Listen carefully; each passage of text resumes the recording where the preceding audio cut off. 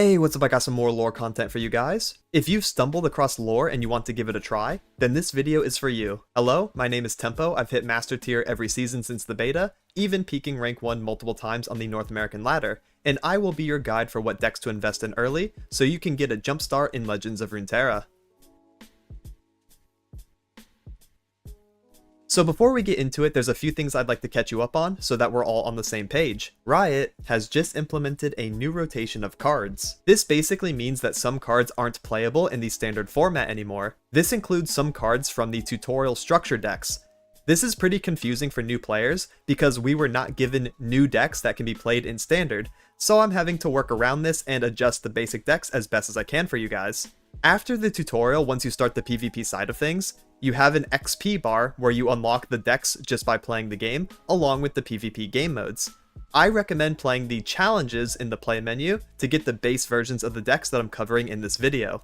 The next thing you'll want to do is go into the description of this video and copy the deck codes onto your clipboard if you're on PC. Open the lore client, go to collection, and then click on import deck once you have a code. Name it something and then click import so you can start working towards completing your decks as you get resources. If you're on mobile, click on the website link and find the copy deck code button. Open the lore app and it's the same process. As you get wildcards and shards, you'll go to your deck of choice, right click on the cards that have red numbers, and use the resources accordingly. Quick tip, make sure to use your wildcards first. Only use the green shards on champions and sometimes epics. Never spend them on common or rare cards. There's also this fancy buy all button, but it calculates you spending IRL money, and if you want to, then hey, more power to you. The option is there. Until you can complete these decks, I recommend playing the basic versions that you start off with. With that, we can finally talk about the refined versions of these decks that I recommend building towards and climbing with as you discover your favorite playstyle in lore. It'll probably take a week of consistent play to finalize one of these decks. You cannot craft them as is day one, obviously, since the game doesn't give you any additional cards to work with, but I'm giving you a strong direction to work towards. And here's the first deck for you guys. Make sure to drop a sub if you're new and also a like for the algorithm because it helps other new players see this video. With that, we'll be starting off with the easiest deck to craft a finalized version of, and that is a modified version of Shrooms and Booms.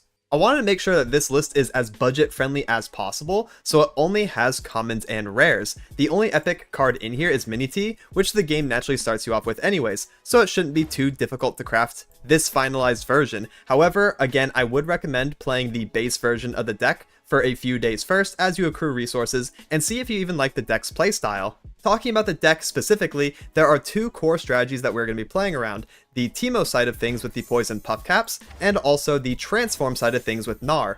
Funnily enough, these two strategies work really well together, and that's why it's not only a great beginner deck for crafting, but also a great beginner deck to learn core synergies in Legends of Runeterra. So I'll talk about a couple cards in order to give you a basic understanding of what the deck is trying to do. So Poison Dart deals 1 damage to anything. This can be an opponent's unit or it can be their Nexus directly, which is really nice because then we can get the transform effects off, and it also plants Poison Puff Caps in the enemy deck, which helps Teemo.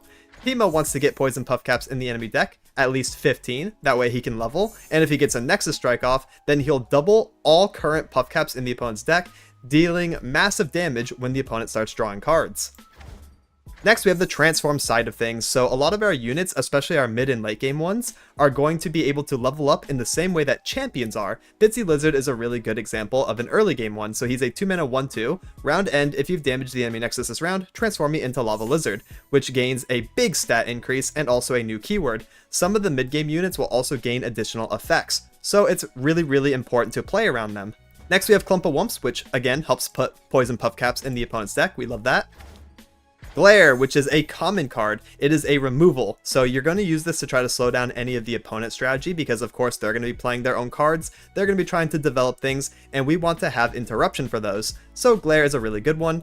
Grant a unit Gloom, which is a -1/-1 debuff, and also draw 1, so it's really good for cycling. Now you can replace this with something like Pie Toss, which is a really good card, but it is a rare, so it's increased rarity. But this card would technically be a little bit better because it can deal 1 damage to the enemy Nexus, allowing you to have the transform effects, right, once you get to Perilous Pastry. Next, we have Mystic Shot to help interrupt the opponent's strategies or deal direct damage to the enemy Nexus. Very good. Puffcap Pup for Mushrooms. And next we have Chief Nakotak, which is a bench unit. You actually want to play this guy like right on 3, and then try to keep him outside of combat. You don't want him to get injured because he's a 3/2/4 that gives you stats whenever you get your transform effects off. Next, we have Puffcap Peddler, which helps put more mushrooms in the opponent's deck whenever you play spells. Chump Wump, which gives you even more Puffcap spell cards. Really good synergy with the Peddler, which we just looked at. Gnar, which on strike creates a Pokestick, which is direct damage, can be used on the enemy nexus and also draw. So it's really, really good in case you are running out of resources, you need to cycle, you need to get to more cards. Pokestick, very nice. He's also a big quick attack unit. He can transform into Mega Gnar, which has Overwhelm, which is piercing damage. Grants the strongest enemy vulnerable, so you can try to like manipulate the board, win combat, really get ahead of the opponent with this effect, and then round end, transform back down, right? So they can go between Gnar, Mega, and again, keep getting buffs from Nakotak, which feels fantastic. Getting into the mid game, the rest of our units are the transform units. So Teeny Dactyl, round end, if you've damaged the enemy nexus, transform it into Pterodactyl. Pterodactyl does a round start, deal 1 to the enemy nexus, which allows you to keep getting your future transform effects off. So Teeny's really, really important to develop. Fantastic card. Next, we have Spotted Toad. Round end, if you've damaged the enemy nexus this round, transform me into Giga Gromp. Giga Gromp is also fantastic, deals 1 damage to all enemies, so just a really big dude that also, if the opponent has like a bunch of little dudes, you kind of just like wipe them out, and then you can try to win from that tempo swing outright. And then Mini T, which is a top-end lockdown card, makes it really hard for the opponent to play because it transforms their strongest unit straight into a 3/3 that cannot block. So really, really good. Like this card's actually like, again, a lockdown. If you get the Mini T round end effect, you're just like chilling for the rest of mid game. Now here are some important replacements to talk about. I mentioned Pytoss earlier. Pytoss is fantastic. I would also recommend getting Inventive Chemist. Inventive Chemist plays a little bit more into the transform side of things. So if you don't want to play like as much into Puffcaps, you can replace something like Peddler and put Chemist in. That way you can have more consistent Teenies and Gnar level on 4. Really, really good card. It's also a common, so I'd recommend going that route if you want to play more on the little bit of like the Gnar side. And some final thoughts, if you do like this deck and you want to play something like slightly more competitive but still uses half of this deck's core, I'd recommend investing in variations of Teemo Caitlyn. So Teemo Kate will probably be your next deck to look for if you do enjoy playing Teemo Gnar. So also keep that in mind and be on the lookout for Teemo Caitlyn in the future. And that's it for the deck rundown. Now here's a live commentary game so you can see how the deck plays out. I'll be giving context while I'm playing certain cards and hopefully it gives you a good feel on how to play the deck. And for the example game, we're going to be fighting Soraka Tom, which is really fun. Good healing combo. We have double Teemo, double Puffcap Pup. Look at that, 2 pairs. I'm actually kind of down to keep one of each. That way we have something to play on turn 1. We have something to play on turn 2. And we can try to find more of our mid-game options to fill out the mana slots later. Okay, I don't know what's going on, guys. 2 Teemo, 2 Puffcap. Whoa! 3. Whoa! I'm on like a full house. That was crazy. A 3 of a kind? And like 2 pairs. I don't know, bro. Maybe I should go gambling. Regardless, we got our Teemo attack on 1, which is fantastic. Their deck does like drawing a lot, which Puffcaps naturally punish. Okay, guys, this is so weird. Did I even shuffle my deck? I'm on 3 Teemo, like 3 Puffcap Pups because of Mulligan and 2 Teenies. This is just weird. This is just really weird. I don't know how I feel about all this. Alright, I guess. Rusty Codger. I'm kind of down. You don't have a 1 mana heal, so I'm so okay with this. I know we're wasting our quick attack, but this unit can be healed with like Guiding Touch, which is really, really annoying and would buff that. So I'm just gonna go ahead and take that block because I know in this matchup that that's kind of like optimal for us. Alright, and then we can play Puffcap Pup. We might be able to level the Teemo this turn and get just like a turbo Teemo in. Let's do it. I mean, I'm just going to go for it, right? If we attack in this order, Puffcap Pup is going to plant the poison Puffcaps first, and then Teemo's going to level and then get his level 2 attack. So the order actually matters here. If we attack with Teemo first, it messes everything up, guys. Puffcap Pup first means boom, level during combat. Teemo runs around a little bit. Is level 2. Watch this. 15. Boom. 30 Puffcaps in the enemy deck. Just about an average of 1 per card. A little bit less. If they take any Puffcaps this turn, then we'll be on Teeny. Let's see. That's a Puffcap. That's all we need. And just like that, the rest of our deck is going to play out exactly as it should. What's this? When you heal a damaged ally, give it elusive this round. Oh wow, that's actually kind of annoying for Teemo. What? That's like specifically anti-Teemo. What are you doing? Ooh! Grant 2 enemies vulnerable. Oh, you could have killed my pup, but alright. Hey, that's fine. So they were able to grab Teemo and just kill him outright. But that's fine. I think we should go ahead and... I mean, I kind of just want to start sending it. I just kind of want to start attacking, to be honest.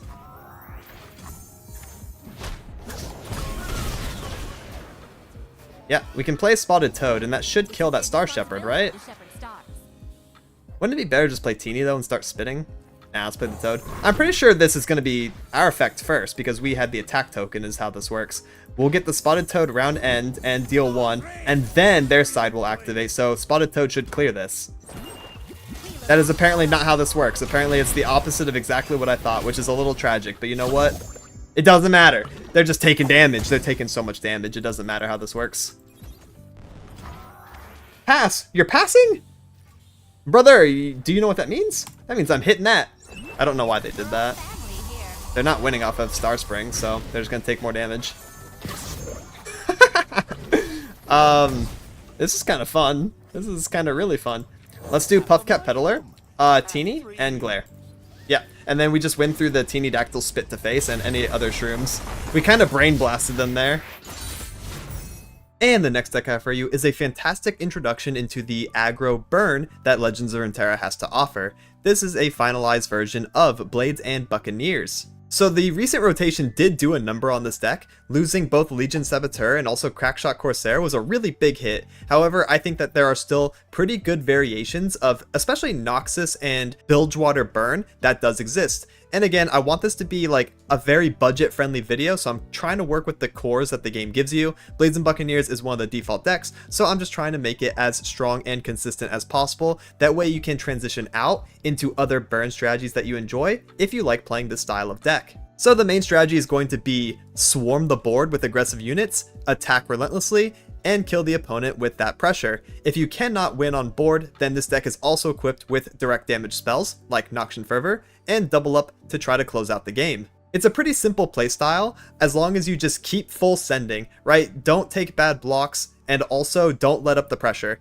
You lose as soon as you stop treating the match like a race. You want to do a very, very fast push, race to the finish kind of game plan. So to do that, we have Elegant Edge and Jagged Butcher, which are 1-drops that have a Plunder effect. Plunder activates if you've damaged the enemy Nexus in the round. If you're on defense 1 and set up Edge or Jagged Butcher, you can also proc their Plunder directly by using Daring Demolisher right on attack turn 2, which honestly feels pretty good. Play Edge on defense 1, Demolisher turn 2, and you got yourself a little combo there. We also have Precious Pet to be another early aggressive unit. Since the deck wants to go wide and play a bunch of dudes, Arena Battlecaster is also going to come down here and deal a bunch of extra damage. We have Demolitionist, which does direct damage to the enemy Nexus at the cost of 1 HP of one of your allies, and also Grenadier, which is a strong unit that promises you 1 direct damage later. Make It Rain is really good because it can hit the enemy Nexus to proc Plunder effects, but it's also good at clearing out the opponent's board, pushing you even further ahead. Next we have Mirai Warden, which is a nice 2-for-1 deal. Really good synergy with the Arena Battlecaster as well. If you open multiple Wardens and Battlecaster, you got yourself a really big swing. Next we have Misfortune. When allies attack, deal 1 to all battling enemies and the enemy Nexus. So she's going to be helping us deal extra damage. Really, really good chip, especially get multiple attacks with her. Do not worry about her level up. You're probably not going to level her in burn like ever. Misfortune is primarily here for the extra damage and because she's a really strong turn 3 unit. Next we have Noxian Fervor, deal 3 to an ally to deal 3 to anything. This is one of our finisher cards, but you can also use this when one of your units are being targeted and you have the extra mana. You can just go ahead and turn it into face damage instead of letting it die for free. Barb Chain is going to be our primary draw card. It's going to be used to refill the hand later and try to find a little bit of extra damage to finish out the game. Next we have Double Up, which is one of the finisher cards. Deal 2 to an enemy. If it kills it, deal 4 to the enemy Nexus, which is massive, and it's also fast speed. You want to make sure you use this at the right time though, because this can technically like fizzle out or just not apply if the opponent has a buff and then their unit would no longer die, you will not get the effect. This card has to resolve, so you have to be kind of smart when you use it. If the opponent taps out or they play below like a lot of cards that you don't have to worry about anymore, then boom, just double up, try to get the finish that way. And then lastly, we have Gangplank, which is our other champion. Honestly, you don't really need Gangplank. He's just like the best like mid-game card for pirates. However, I know the deck starts you off with a Darius or two. Feel free to keep Darius. Feel free to swap him out. You know, you can have like multiple of whatever. You can have like 2 Darius, 1 GP, 1 GP, 2 Darius. Or if you can't get like a third Misfortune and you only have the 2 from the start and you end up getting like Neela and Samira, then you can put them in too. Like any combination of Neela, Samira, MF, GP, and Darius can work. So if you want to have like a budget version and you manage to get like specific champions early and it's any of these, then you can kind of just like slam them in here. This is not a champion reliant deck at all. You do not care about your champions. You actually care more about just your aggressive units and killing the opponent with spells, right? The champions are often going to take a backseat and basically just be like a strong unit for your strategy rather than be the main build around, if that makes sense. And that's it for the deck rundown. Now here's a live commentary game. For this example game, we're going to be fighting Senna, Thresh, and Mordekaiser, which is probably a slow-paced control deck, so it's going to be kind of hard to deal with their removal. However, we'll see if we can push past it. So we have Edge on 1, we have Misfortune on attack 3, which is fantastic. I think I want to mulligan away both of these, or keep the Make It Rain, because we could float turn 2 and just have Make It Rain in case we need to use that as a response to something. I'm kind of down. I'm kind of down. And we have a Fervor for later. Alright, so let's go ahead and do the Edge. She's fearsome, so she's going to be able to get damage on 1. Kind of hard to deal with fearsome, you know? Bonk. And then we'll float turn 2 unless we top deck like a Grenadier or something. We could play him out. Or Demolisher. Wait, that's actually fantastic. Because we can do Demolisher, activate an ally's plunder effect, and then do that nice little 1-2 combo I talked about earlier. Now the Elegant Edge is a 3-2. And then we can play Misfortune on attack 3. And then just like full send this. Unless, could they be on Death Grasp? If we want to stop Death Grasp this turn, we'll save Make It Rain. Is that something we really want to do? I kind of think so. Maybe it's not even Misfortune. Maybe we should play around their primary control tool, which is killing their unit to deal damage to mine. So let's play the Precious Pet. Check their intentions, make them spend mana, and then we're going to attack. And then we can do Make It Rain. If we resolve a Make It Rain at the proper time, I just think we're in such a good spot. Soul Harvest? Okay, Soul Harvest, Soul Harvest. As a response to that, I could try Make It Rain. Do you think they have Hate Spike? They very well could. But yeah, they had Soul Harvest for the Misfortune anyways, it seems. I'm just gonna attack with the Fearsome. And then hold the Make It Rain. Because they could still be on Glimpse, they could be on Hate Spike, and that's just kind of cringe. Battlecaster, interesting. I'm gonna play the Misfortune on defense here. They don't have a turn 4 champion. Looks like they have a Lifesteal unit though. Lifesteal is pretty annoying, but I'm gonna play the MF here. It found you. Let's see if they force like a Hate Spike or something now, and then we can stop it. I guess we'll see. It's a pass. Interesting. Okay, then I will accept this pass and then probably do an open attack here. Or we could play Gangplank. Gangplank's kind of sick. When we're done, I'm taking you. Gangplank on attack 5? Like, sheesh, bro. I got both my champions on both of their attack turns. Unfortunately, I didn't play the MF out, but like, it's still kind of lucky. It's a nice curve, too. We're threatening a lot of pressure. Senna. Alright. Boop. Boop. Boop, boop.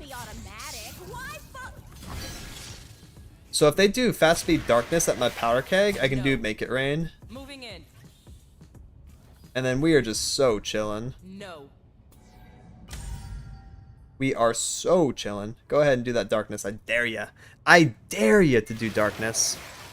This Make It Rain is gonna clean your clock. What are you doing? That's not how that works. That's not how that works at all. You cannot Darkness the Gangplank. You have to Darkness the Powder Keg. Because Powder Keg right now, by the way, is amping up my Misfortune passive. it's going to make it deal 2 damage instead of 1. So that's why it's like a bit of a tricky situation for the opponent. I figured I might as well explain that. That's what Powder Keg does. And if they try to do like Darkness and deal with the Powder Keg itself, then I can do Make It Rain as a response and just deal the 2 damage anyways. Essentially. Wow. They're not even getting any of the lifesteal off. That's actually really rough for them, isn't it? Huh. I'm so down for this, yeah. Alright. We could Fervor it to face, but kind of like this route. I'm gonna say Fervor for a lethal attempt. Something else I could do is Make It Rain right now. There we go. Then this will guarantee a Make It Rain kill next turn, in case they try to open attack. Because if they have 3 units on board, Make It Rain just hits 1 of each of those. So I think I'm just gonna like soften up this guy. And Demo? Wait, we could actually get there with direct damage. We have so much. And they don't have a lot of mana to work with at all. You have to attack with that, yeah? You basically have to. Alright, so let's go ahead and do this, and then Make It Rain. Pop.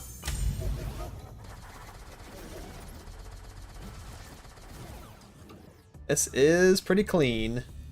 Pretty clean indeed. Never stop shooting. So that's no lifesteal for you. I kind of want to do the Battlecaster, but I'm worried about this Darkness now. Let's do Demo and Gangplank, funnily enough. He's not even that important anymore. I'm just going to pick the highest HP unit so that the Powder Keg has... Or sorry, not Powder Keg. Grenade has a high chance of resolving. Like, are you really going to spend 3 mana? That's half your turn. Ain't no way, right? Ain't no way. We should just have, like, an open attack lethal, I think.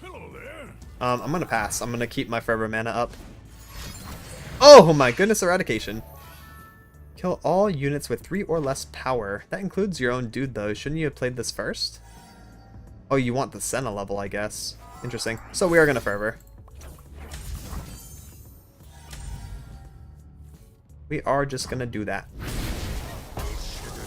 They have 1 HP in a dream.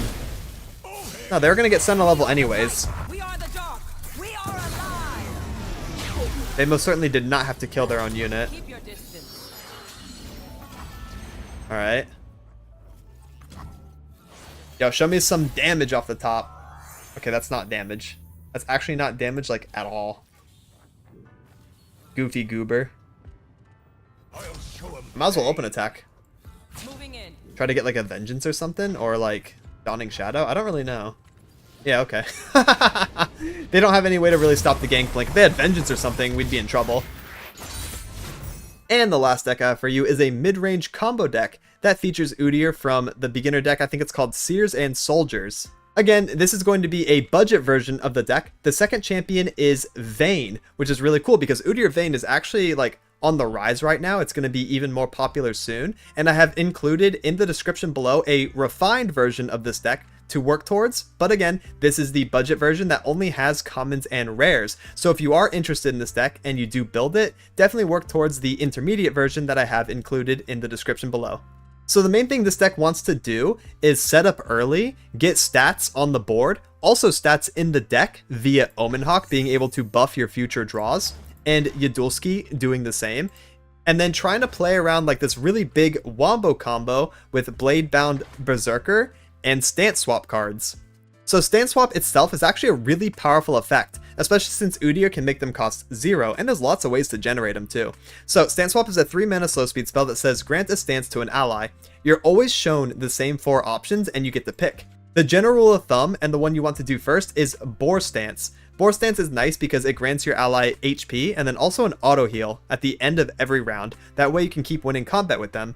The second one you want to do is Wild Claw Stance, which gives your allies Overwhelm, aka piercing damage. So this is really, really good to combo with the Blade-bound Berserker because she basically double casts it for you. So what you want to do, for example, is get like a really big dude on the board and Blade-bound. So the really big dude can be Udyr. Then you put the regen on it. Berserker will copy that onto herself.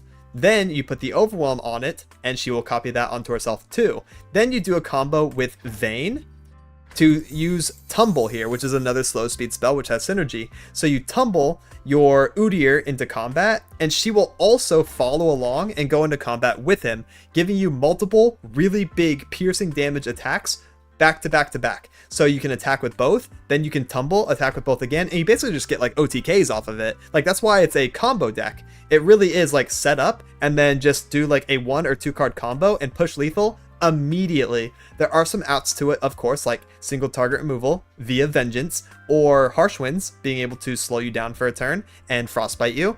But for the most part, if you get this off, you're just going to be winning outright. So yeah, again, you want to go into Udyr and Berserker, or just like any other unit that's not Udyr, just pretty much whatever. I'm using Udyr as an example. Then you want to do Boar Stance, targeting Udyr, and then it will double cast. Then you do Overwhelm, and then that will double cast, and then you do Tumble, or you can do Golden Aegis and Rally, and then just like attack multiple times in the same turn and win outright. The other stances that are worth noting are Ram Stance. It says pick an ally, deal 1 to everything else. So this is really good for removal in case the opponent is playing a swarm strategy that has a bunch of 1 HP units. You can ram and deal 1. If you have the Berserker on the board, you can actually double cast this and deal 2. That way you can basically avalanche the opponent's board. The last one is just a +2/+2 boost. No keywords, but this is really good in case you just have extra stances and you want more stats. And that's it. That's really what the deck is just trying to play around. You just set up, don't fall too far behind, play Vayne to get Tumble, play Berserker, play Udyr, and then stance him up, and then attack with Aegis, attack with Tumble. And that's actually it. That's the whole deck. It's not hard at all. It's pretty strong. It's the same regions as like the beginner deck, so that's why I wanted to cover it for this one. Again, I want to reiterate, this is the budget version. All commons and rares should be pretty easy to craft after like a week. Open a big vault, work towards it. There's not really too many replacements. I would just recommend checking out the full refined version that has the epics included in the description, and you'll be good to go. And that's it for the deck rundown. Now here's a live commentary game. And for this example game, we're going to be fighting Victor Aphelios, which some have argued is the best deck of the patch. So I'll probably be covering it in a future meta report and things like that. So, you know, be on the lookout for that. I'm a little worried. We'll see if we can push past it though and beat them. I'm going to mulligan away the Ulseer and the Pioneer. I'm down to keep the Vayne and the Yudulski. After this, we just want buffs. Oh, wait, we just have our full combo. Wait, we drew full combo? Wait, we drew full combo and a full curve. What? 1, 2, 3, 4, 5. Alright, so our hand is going to be very linear. We're going to play it out one specific way and one way only, okay guys? Unless we draw like a buffed Yudulski from Omen Hawk. That's the only thing that's really going to change. We are not going to deviate from our core strategy at all. Unless we have to, for some weird reason. We kind of just play out our hand and see what happens. Yudulski. And then we're going to open attack on 3 because we don't really want to let Vayne take damage. So here's like what technically could happen. I'm going to theorize it for you. If we play Vayne, they could play like a 3-2 and then Vayne dies and it's just not good. I'd rather take the open attack. Get our Yudulski off, make them play back foot and want to like use removal or something. If they don't, we'll just play the Vayne now. Now they have to be on Thermo Beam. So this also like makes our Vayne a little bit safer because then they spend mana to like set up a unit and then they don't have enough mana to do like removal, right? That's kind of the logic behind the open attack. Just playing with their mana a little bit because they are a mana reliant strategy. They are a spell slinging strategy. Let's also play her. The only issue is we haven't spent any mana to get a stance swap in our hand yet, huh? Which kind of makes us a bit awkward. So maybe like instead of Yudulski, we could have floated 2 for Inner Beast. That way we could do Inner Beast and then Udyr. And then Udyr would make our stance cost 0. And then we'd be able to use a stance on turn 5 for free. So that's kind of like a different line of play we could have thought about. Calibrum. But I like the Yudulski because it forced Calibrum out of them. He was a good target. Goodbye, Yudulski. Goodbye, my friend. It was nice knowing you. And the Vayne's still on the board, making our tumble nice and cheap for us. Oh, there's a Vulpine Wanderer, though. We're going to do that over the Udyr? Maybe. We very well could, and maybe we very well should. Because we can do Vulpine Wanderer as a 4-4, and then play Stance on Vayne. Sorry, Udyr. You're gonna be put on the back foot for just a second. I'll play you later, okay? We might not even need him, to be honest, guys. We might not even need Udyr. I think we're cooking. I think we're cooking something fierce. You can fix anything with anything. I'll prove it. Alright. So here we do the stance. We're going to put 0-2 in regen on Vayne. That will double cast onto the Berserker. And that almost levels Udyr just immediately. The fact that he's also going to get increased stats for her double casting is disgusting. Because he usually gets +1/+1 for each stance you play. And she plays an extra. So that's a little bit more to the wombo combo. That's a bit scary. This unit can't block. That's awesome. Oh yeah, you better start stunning me. But who are you gonna stun? You gonna stun the Berserker? Or what? What you gonna do? You're stunning Vayne. That's interesting.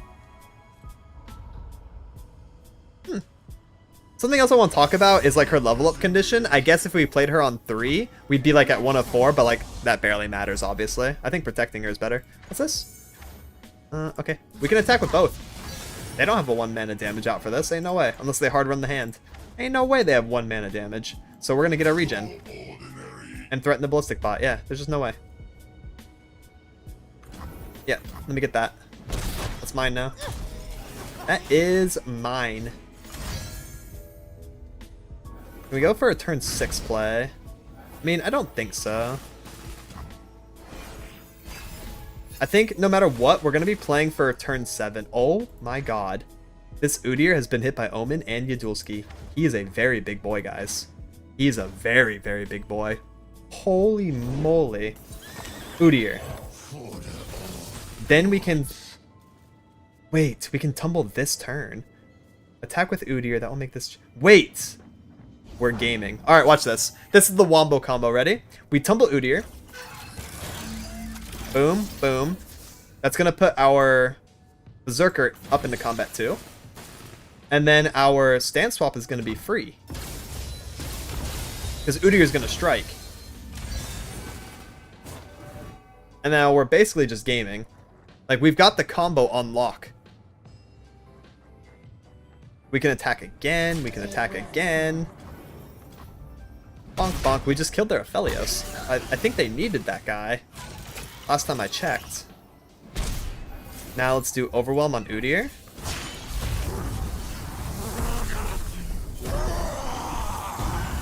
Yeah. And also on the Berserker. And then we're going to open attack. How did they get through this? I don't think they can. He's so big.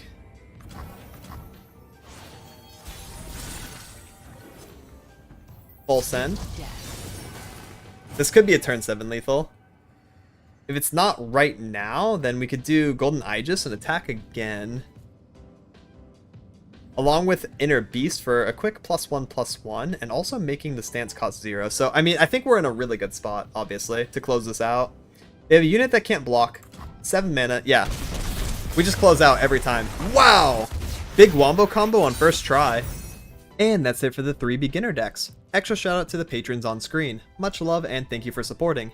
So yeah, to wrap things up, you probably want to pick one deck to work towards, craft it in a week or so, and then transition to a meta deck with the same playstyle as the one you enjoy. Alternatively, you can craft all 3 of these decks and play them a bunch to figure out what you like and have a strong starting point for learning the game. And that's it for this one. Please like and subscribe if you thought this video was informative or entertaining. It really helps me out. I'll be releasing more deck profiles, guides, gameplay highlights, and meta reports in the near future. Thank you so much for watching and have a good one.